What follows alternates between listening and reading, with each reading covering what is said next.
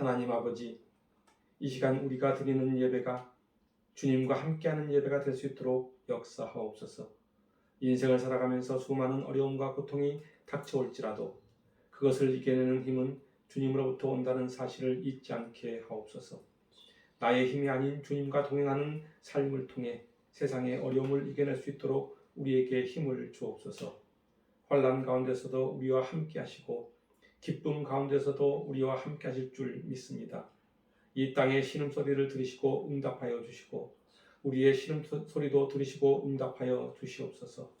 그리하여 우리가 늘 주님과 동행하며 주님을 찬송하게 하옵소서. 여호와를 찾는 자는 그 마음이 영원히 살 것이라고 말씀하신 주님, 우리가 늘 주님을 찾으며 주님과 영원히 함께 할 수 있도록 은혜를 베풀어 주옵소서. 이 땅에 어려움이 지속되고 있습니다. 어렵고 힘든 상황 속에서도 오로지 주님을 바라보게 하시어 고통과 탄식을 이기고 감사의 삶을 살도록 인도하옵소서. 그렇게 될 줄 믿습니다. 감사하며 예수님의 이름으로 기도드립니다. 아멘. 오늘 하나님께서 우리에게 주신 말씀은 시편 22편 1절부터 31절까지 말씀입니다. 1절부터 21절까지는 제가 읽어드리고 22절부터 32절까지 서로 교독하도록 하겠습니다. 시편 22편 1절부터 21절까지 제가 먼저 읽어드리겠습니다. 내 하나님이여, 내 하나님이여, 어찌 나를 버리셨나이까? 어찌 나를 멀리하여 돕지 아니하시오며 내 신음소리를 듣지 아니하시나이까? 내 하나님이여, 내가 낮에도 부르짖고 밤에도 잠잠하지 아니하오나 응답하지 아니하시나이다. 이스라엘의 찬송 중에 계시는 주여, 주는 거룩하시나이다. 우리 조상들이 주께 의뢰하고 의뢰하였으므로 그들을 건지셨나이다. 그들이 주께 부르짖어 구원을 얻고 주께 의뢰하여 수치를 당하지 아니하였나이다. 나는 벌레요 사람이 아니라 사람의 비방거리요 백성의 조롱거리니이다. 나를 보는 자는 다 나를 비웃으며 입술을 삐죽거리고 머리를 흔들며 말하되 그가 여호와께 의탁하니 구원하실 걸, 그를 기뻐하시니 건지실 걸 하나이다. 오직 주께서 나를 모태에서 나오게 하시고 내 어머니의 젖을 먹을 때에 의지하게 하셨나이다. 내가 날 때부터 주께 맡긴 바 되었고 모태에서 나올 때부터 주는 나의 하나님이 되셨나이다. 나를 멀리 하지 마옵소서. 환난이 가까우나 도울 자 없나이다. 많은 황소가 나를 에워싸며 바산의 힘센 소들이 나를 둘러쌌으며 내게 그 입을 벌림이 찢으며 부르짖는 사자 같으니이다. 나는 물같이 쏟아졌으며 내 모든 뼈는 어그러졌으며 내 마음은 밀랍 같아서 내 속에 녹았으며 내 힘이 말라 질그릇 조각 같고 내 혀가 입천장에 붙었나이다. 주께서 또 나를 죽음의 진토 속에 두셨나이다. 개들이 나를 에워쌌으며 악한 무리가 나를 둘러 내 수족을 찔렀나이다. 내가 내 모든 뼈를 셀 수 있나이다. 그들이 나를 주목하여 보고 내 겉옷을 나누며 속옷을 제비 뽑나이다. 여호와여, 멀리하지 마옵소서. 나의 힘이시여 속히 나를 도우소서. 내 생명을 칼에서 건지시며 내 유일한 것을 개의 세력에서 구하소서. 나를 사자의 입에서 구하소서. 주께서 내게 응답하시고 들소의 뿔에서 구원하셨나이다. 교독하도록 하겠습니다. 내가 주의 이름을 형제에게 선포하고 회중 가운데에서 주를 찬송하리이다. 여호와를 두려워하는 너희여, 그를 찬송할지어다. 야곱의 모든 자손이여, 그에게 영광을 돌릴지어다. 너희 이스라엘 모든 자손이여, 그를 경외할지어다. 그는 곤고한 자의 곤고를 멸시하거나 싫어하지 아니하시며 그의 얼굴을 그에게서 숨기지 아니하시고 그가 울부짖을 때에 들으셨도다. 큰 회중 가운데에서 나의 찬송은 주께로부터 온 것이니 주를 경외하는 자 앞에서 나의 소원을 갚으리이다. 겸손한 자는 먹고 배부를 것이며 여호와를 찾는 자는 그를 찬송할 것이라. 너희 마음은 영원히 살지어다. 땅의 모든 끝이 여호와를 기억하고 돌아오며 모든 나라의 모든 족속이 주의 앞에 예배하리니. 나라는 여호와의 것이요 여호와는 모든 나라의 주제심이로다. 세상의 모든 풍성한 자가 먹고 경배할 것이니 것이요 진토 속으로 내려가는 자 곧 자기 영혼을 살리지 못할 자도 다 그 앞에 절하리로다.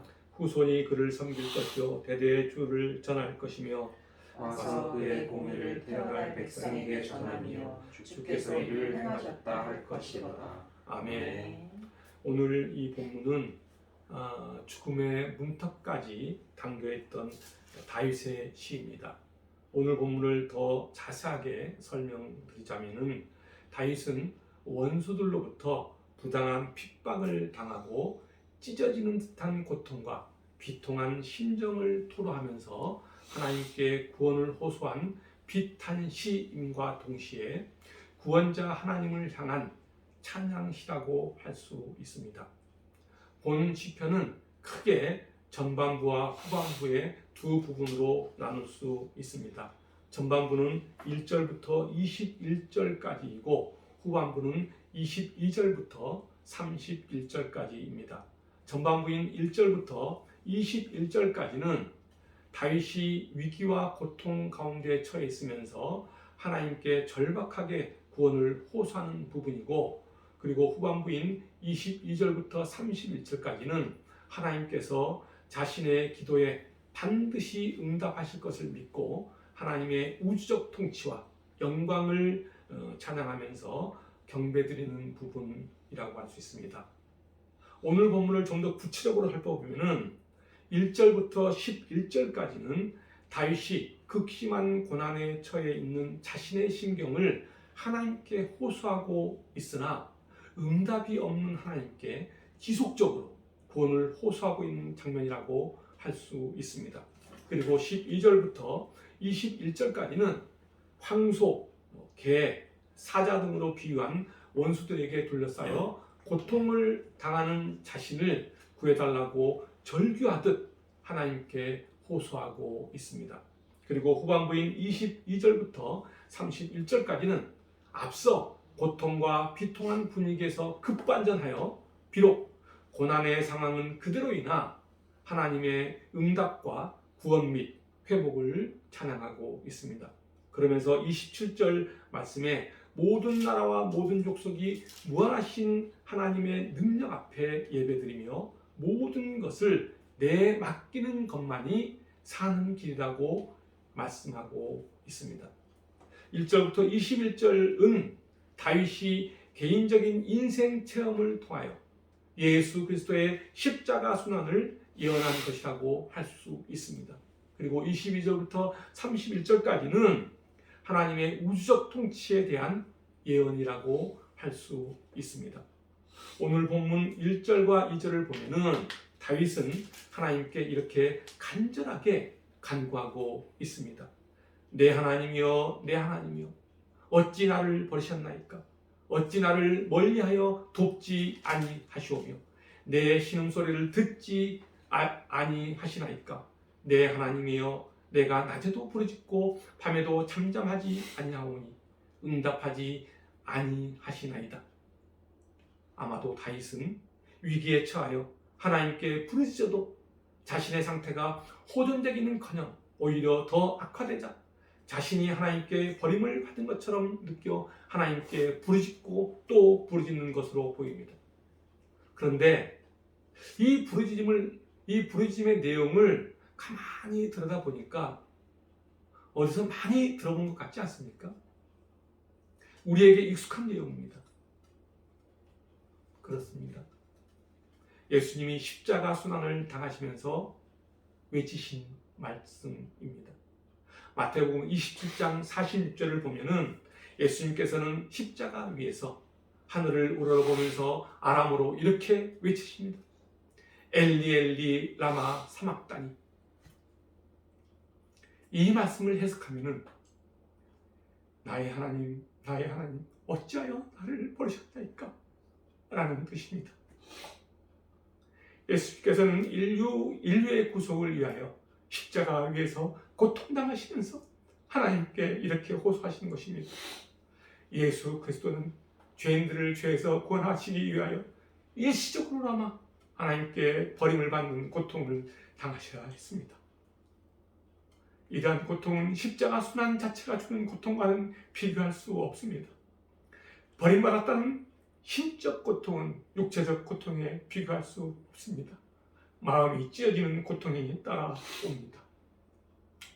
인간은 사회적 동물이라고 합니다. 다시 말하면 인간은 혼자 독립적으로 살 수 없는 존재라는 의미입니다. 한자어로 사람 인자는 서로 의지하고 서로 세워주는 존재라는 의미를 가지고 있습니다. 사람은 다른 사람과 더불어 살아야 삶의 의미를 느낍니다. 누구에겐가 의존하고 누구에게서 위로받고 누구와 함께 관계를 맺으면서 살아가는 존재가 인간입니다. 하나님께서 인간을 그렇게 창조하셨습니다. 하나님께서는 인간을 홀로 두시지 않고 서로 기대며 살도록 창조하신 것입니다. 하나님이 천지를 창조한 창조 이야기를 보면은 첫째 날부터 여섯째 날까지 자신이 창조한 것들을 보시며 계속해서 보시기에 좋았더라, 보시기에 좋았더라고 말씀하십니다. 자신이 창조한 모든 만물이 당신이 보시기에 모두 좋았습니다. 그런데 성경에 보면은 하나님께서 당신이 보기에 좋지 않았다고 말씀하는 내용이 있습니다. 창세기 2장 18절 말씀입니다. 여호와 하나님이 이르시되 사람이 혼자 사는 것이 좋지 아니하니 내가 그를 위하여 돕는 배필을 지리라 하시니라 라고 말씀합니다. 사람이 혼자 사는 것이 좋지 않다고 말씀합니다. 하나님께서는 사람이 혼자 사는 것이 보기에 좋지 않아 인간을 홀로 살게 하지 않고 배필을 지으셔서 함께 서로 기대며 살도록 하신 것입니다. 인간은 서로 기대며 살아가는 존재입니다. 사람과 사람과의 관계 속에서 인간은 성숙해지고 성장해 나간다고 할 수 있습니다. 때로는 인간관계 속에서 상처를 입기도 하고 어려움을 겪기도 하지만 그렇다고 사람과의 관계를 완전히 단절하며 홀로 살아가는 것은 좋은 인생, 행복한 삶이라고 할 수 없습니다. 사람이 가장 외로울 때가 언제일까요? 나와 함께하는 사람이 없다고 느낄 때 사람은 가장 외롭습니다. 수없이 많은 고통의 소리에도 그것을 들어주는 사람이 없을 때 인간은 가장 외롭습니다. 나의 고통의 시음소리에 반응하는 사람이 없을 때 죽고 싶은 심정이 듭니다. 사람들이 인생을 살아가면서 죽고 싶은 마음이 들 때가 있는데 그것은 바로 자신의 욕구가 좌절되거나 또는 사랑에 실패했을 경우 또는 수치나 모욕을 당했을 경우나 부당한 대우를 받았을 때 등이라고 합니다. 죽고 싶다는 그 마음은 대부분이 관계의 문제로 일어나는 것이라고 할 수 있습니다. 자신을 알아봐 주는 사람이 주변에 아무도 없다고 느낄 때 사람은 죽음을 생각하게 됩니다. 그런데 자신을 진정으로 이해하고 따뜻한 마음으로 대해주는 사람이 단 한 사람이라도 주변에 있을 때 그 사람은 다시 살 힘을 얻게 된다고 합니다. 자기를 알아봐주는 그 한 사람으로 인해 세상은 따뜻해지는 것입니다. 세상이 외로운 이유는 수없이 많은 고통의 신음소리가 들려오는데 사람들이 그 고통의 소리를 듣지 않고 외면하기 때문입니다.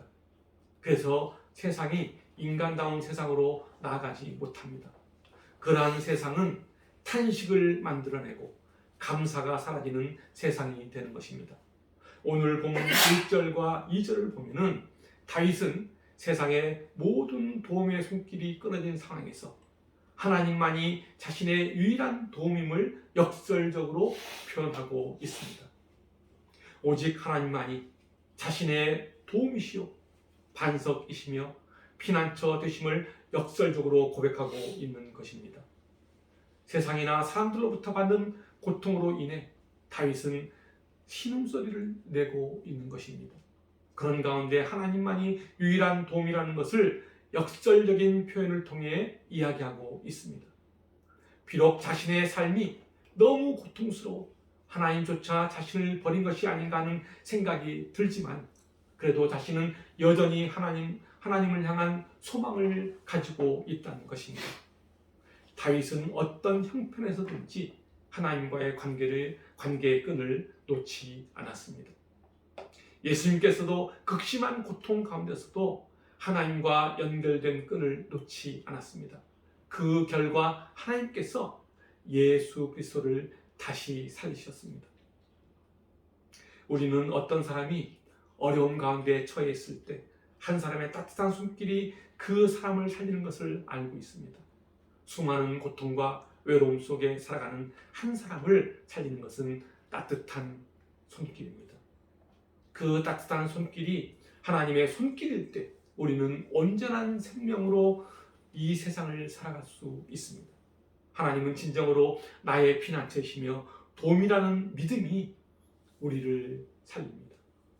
고린도후서 1장 8절과 9절은 이렇게 말씀하고 있습니다.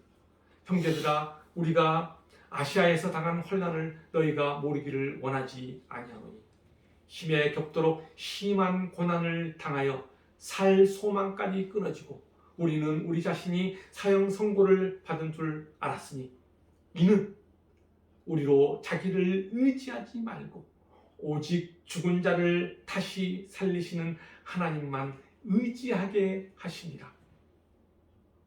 그렇습니다. 힘에 겹도록 심한 고난을 당하여도 그리고 어떤 어려움 속에서도 하나님만을 의지하는 여러분이 되어 산 소망으로 살아가는 인생이 되시길 바랍니다. 오늘 본문 12절부터 18절까지를 보면은 다윗의 대적들은 황소처럼 먹잇감을 향해 달려드는 사자같이 그리고 마치 맹수의 습격 뒤에 달려드는 들깨처럼 자신을 공격하여 자신의 수족을 찌르고 모든 뼈를 어긋나게 하여 생명을 위협하고 있다고 이야기합니다. 12절부터 18절 말씀입니다. 많은 황소가 나를 에워싸며 바산의 힘센 소들이 나를 둘러쌌으며 내게 그 입을 벌림이 찢으며 부르짖는 사자 같으니이다. 나는 물같이 쏟아졌으며 내 모든 뼈는 어그러졌으며 내 마음은 밀랍 같아서 내 속에서 녹았으며 내 힘이 말라 질그릇 조각 같고 내 혀가 입 천장에 붙었나이다. 주께서 또 나를 죽음의 진토 속에 두셨나이다. 개들이 나를 에워쌌으며 악한 무리가 나를 둘러 내 수족을 찔렀나이다. 내가 내 모든 뼈를 셀 수 있나이다. 그들이 나를 주목하여 보고 내 겉옷을 나누며 속옷을 제비 뽑나이다.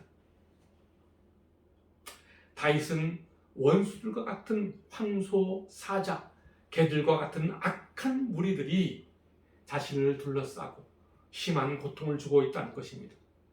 그러한 고통 가운데서도 다윗은 지난 시절 자신이 경험한 하나님의 돌보심의 기억을 떠올립니다. 그러면서 하나님께 간절히 호소합니다.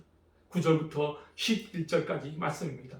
오직 주께서 나를 모태에서 나오게 하시고 내 어머니의 젖을 먹일 때에 의지하게 하셨나이다. 내가 날 때부터 주께 맡긴 바 되었고 모태에서 나올 때부터 주는 나의 하나님이 되셨나이다. 나를 멀리하지 마옵소서. 환난이 가까우나 도울 자 없나이다. 지난 시절 경험했던 하나님의 돌보심을 기억하며 하나님께 간구합니다. 멀리 계시지 말고 환난 가운데 있는 나를 도와달라고 간구합니다. 이 같은 간구는 신앙의 기억을 통한 구원에 대한 확신에서 나오는 간구라고 할 수 있습니다.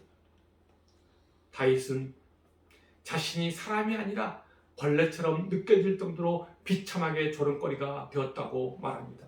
6절 말씀입니다.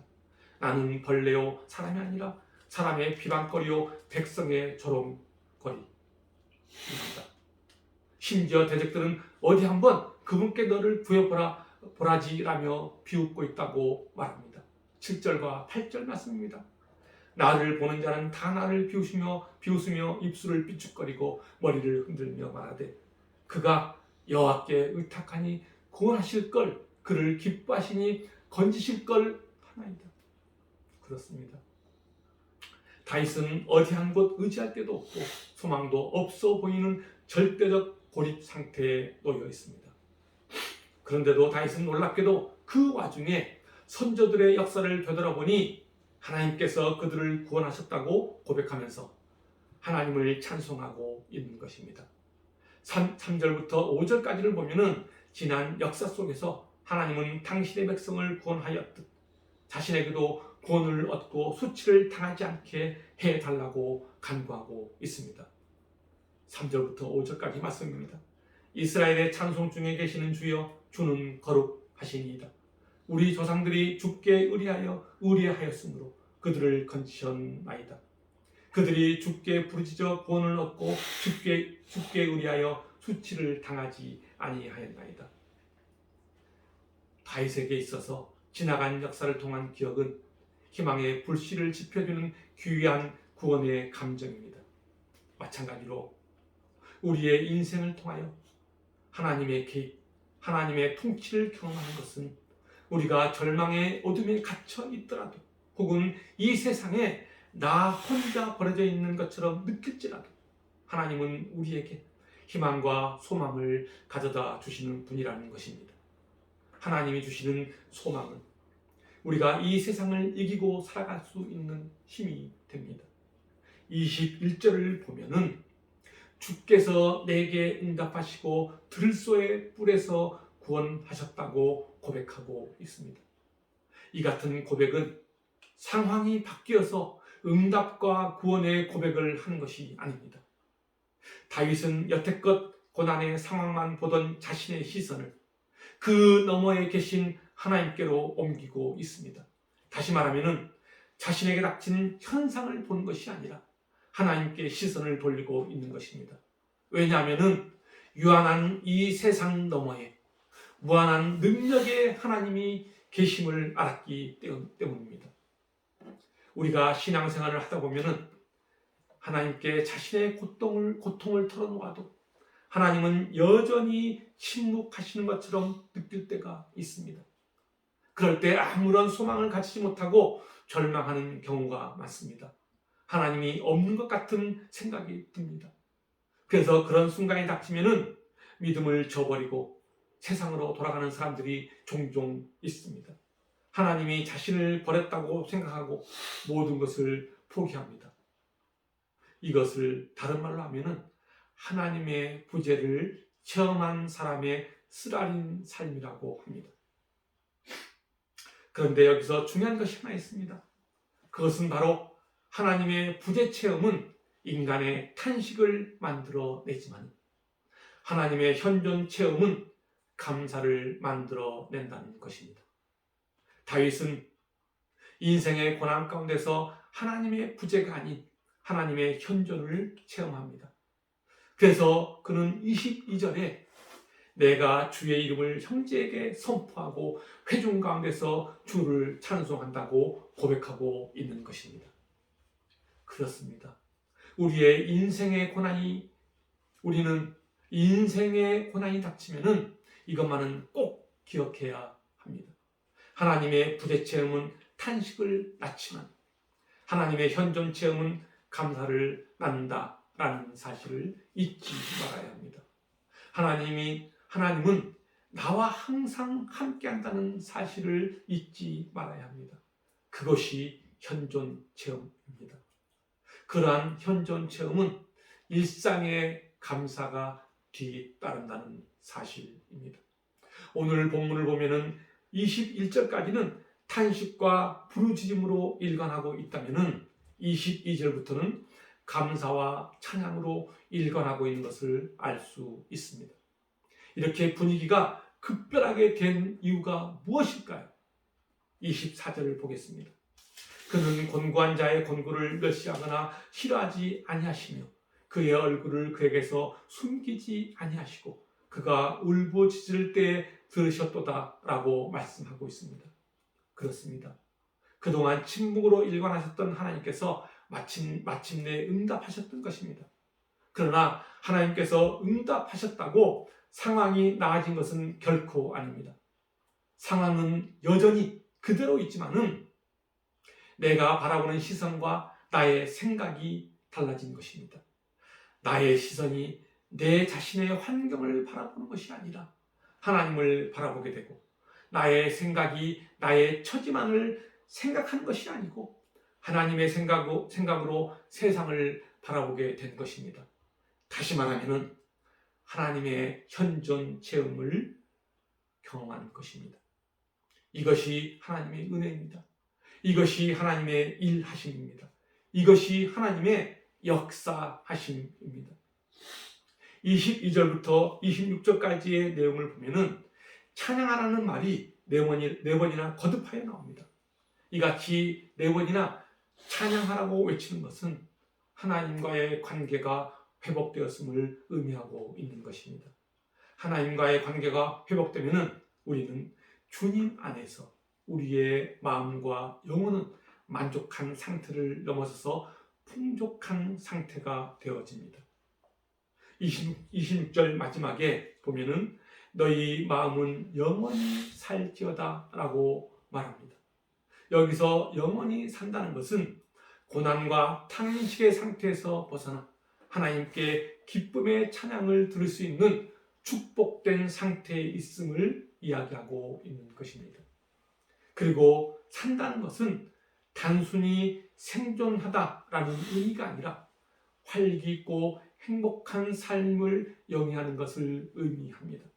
그러므로 너희 마음은 영원히 살지어다 라는 말은 사람의 마음에 하나님이 주신 구원의 기쁨과 즐거움이 넘쳐나 행복으로 가득한 활력 있는 삶을 영위한다는 의미를 가지고 있다고 할 수 있습니다.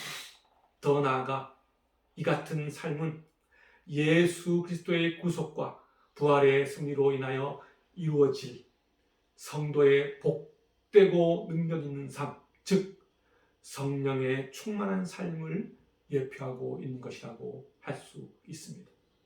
이것이 바로 고통의 자리에서 회복된 자들이 누리는 축복이며 은혜입니다. 고통을 이겨내는 힘의 원천은 예수 그리스도의 능력입니다. 예수 그리스도는 우리를 살리시기 위하여 수치를 당하셨고 십자가 위에서 죽으시고 또한 부활하셨습니다. 우리의 고통과 우리의 수치를 담당하셨습니다. 우리를 죄로부터 구원하시고 우리를 회복해 하셨습니다. 우리가 풍성한 삶을 누리는 원천이 바로 예수 그리스도이십니다. 그러므로 오늘 본문 26절 말씀처럼 여호와를 찾는 자의 마음은 영원히 살 것이라는 믿음으로 사시는 여러분이 되었으면 좋겠습니다. 여러분 모두가 여러분의 삶에 있어서 하나님과 합하여지기를 간절히 소망합니다. 하나님과 늘 함께 하시는 여러분의 삶이 되었으면 합니다. 하나님의 현존 체험으로 고통과 탄식을 이기고 감사의 삶을 사시기를 바랍니다.